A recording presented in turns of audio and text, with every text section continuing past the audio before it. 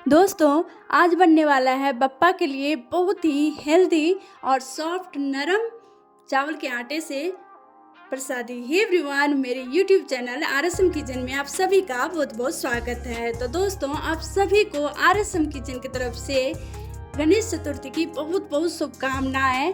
और तो चलिए यहाँ पे शुरुआत करते हैं हम रेसिपी बनाने के लिए। तो दोस्तों, यहाँ पे सबसे पहले गैस ऑन करना है, उस पर चढ़ाना है हमें कढ़ाई में डाल देना है 2 बाउल पानी। और यहाँ पे देखिए इसी बाउल से हमें डालना है, जिस बाउल से हमें चावल डालना है। तो यहाँ पे 2 चम्मच हम डाल देंगे घी। और जब पानी उबल जाए, खोलते हुए पानी हमें डालना है चावल के आटे। जी, यहाँ पे चावल का जो आटा आप लेंगे तो थोड़ा सा मोटा होना चाहिए, ठीक है। चावल का आटा मोटा हो तभी ये प्रसादी अच्छा बनता है। तो यहाँ पे उबलते हुए पानी में हमें डाल देना है चावल का आटा। और फिर इसे हम तब तक मिलाएंगे दोस्तों जब तक कि इसका पानी पूरे सोख ना हो जाए। तो इस तरह से हमें इसका पानी को सोख कर लेना है और चलाते रहना। आप हाथ को रोकिएगा नहीं, क्योंकि अगर रुके तो फिर इसमें लम्स बन जाती है। तो फिर वो गुलटी बनाने के टाइम में आपको अच्छे से मिलाना पड़ेगा, फिर भी वो अच्छे से मिल नहीं पाता है। इसलिए आप यहाँ पे जितने अच्छे से चलाएंगे आपका आटा उतना अच्छा मिलके तैयार हो जाएगा। और इसे हम क्या करेंगे, ठंडा होने के लिए ठंडा जगह पे देखिए तैयार हो चुका है। तो ये ठंडा जगह पे हम छोड़ देंगे। अब यहाँ पे गैस ऑन है, उस पर हम डाल देंगे कढ़ाई में डालेंगे हम घी। यहाँ पे 2 चम्मच घी डालने के बाद यहाँ पे भरावन के लिए हमें प्रसादी तैयारी करनी है। तो उसके लिए सूजी डालना है। सूजी की जगह पे आप खसखस भी ले सकते हैं। और इसे तब तक हम भूनेंगे जब तक कि ये गोल्डन ना हो जाए। थोड़ा ज़्यादा नहीं, थोड़ा बहुत गोल्डन होना चाहिए। और फिर इसमें हमें डालना है नारियल का पाउडर। तो दोस्तों, यहाँ पे गोल्डन होने तक भूनें, फिर बाद में आप यहाँ पे नारियल का पाउडर डालें। अगर आप ताज़ा नारियल चाहते हो तो आप कद्दूकस कर लें, फिर नारियल का बुरादा आप डालें। यहाँ पे डालने के बाद अच्छा इसे हम भूनेंगे एकदम फ्लेम कम करके।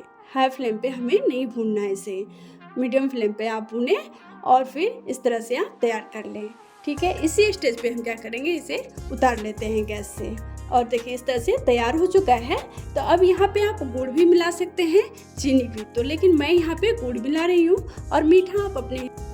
तो दोस्तों, इस तरह से हम गुड़ को मिला लेंगे। अच्छा, गुड़ यहाँ पे कद्दूकस करके मिलाना आप नहीं तो फिर मेरे तरह यहाँ पे गुड़ ढेला बन के रह जाता है, तो फिर हाथ से मिलाना पड़ता है। तो यहाँ पे चावल भी ठंडा हो चुका है। चावल का जो पेस्ट हमने तैयार किए थे ना, वो ठंडा हो चुका है।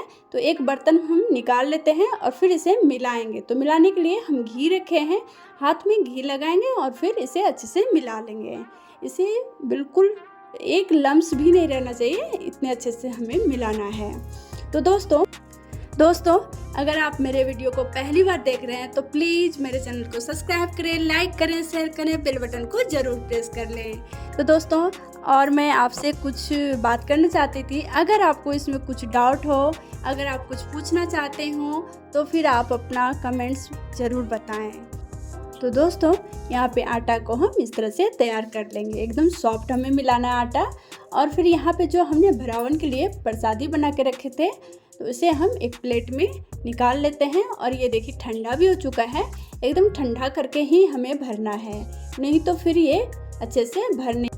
तो दोस्तों, यहाँ पे प्रसादी को भी अच्छे से हम मिला लेंगे। गुड़ जो अच्छे से मिला नहीं था ना, उसे हम मिला लेते हैं। अब यहाँ पे एक छन्नी लेंगे और चावल छानने वाला। तो उसमें आप क्या करें, केले का पत्ता रखें और फिर यहाँ पे गैस ऑन करेंगे।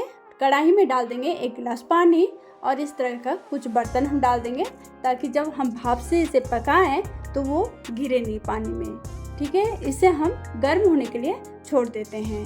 और यहाँ पे चले आते हैं मोदक बनाने के लिए, सेब डालने के लिए। तो दोस्तों, यहाँ पे मोदक का स्टैंड है। तो इस तरह से आप बिना मोदक के स्टैंड से भी बना सकते हैं। तो यहाँ पे इस तरह से आप पहले मोदक के स्टैंड में घी लगाएं, फिर ऊपर से चावल रखें और इस तरह से आप इसे दबा के अब बना सकते हैं।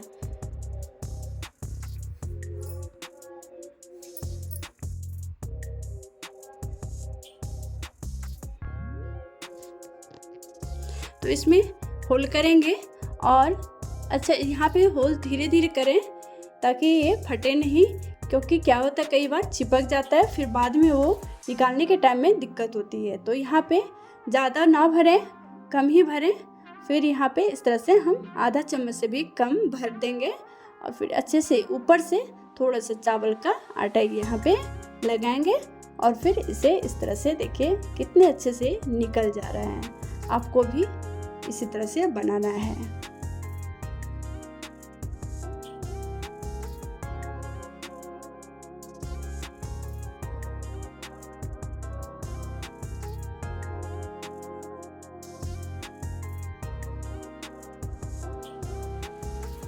तो इसी तरह से सबको हम तैयार कर लेंगे और देखिए कितना अच्छा लग रहा है ना। अब इसके ऊपर से हम डालेंगे केसर, ताकि जब आप इसे भाप के द्वारा पकाएं तो केसर का जो पीलापन है ना बहुत ही अच्छा लगता है दिखने में। तो अगर ना हो तो कोई बात नहीं, चलेगा। अगर आपको पसंद ना हो तो भी चलेगा। तो यहाँ पे देखिए इस तरह से हम केसर डालेंगे, ज़्यादा नहीं, थोड़ा बहुत केसर डालेंगे और फिर